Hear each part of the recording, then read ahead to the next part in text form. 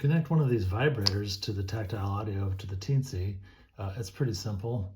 We've soldered the wires on in a previous video, and the difference between the vibrators, earlier we connected the gemmas up to these, and each gemma went on all three of these blocks, but the wires each go to a pair of these that are adjacent. You'll notice it says V1, V2, V3, V4, and each two of these holes go to the vibrator wires. And with these vibrators, it doesn't matter which wire is which.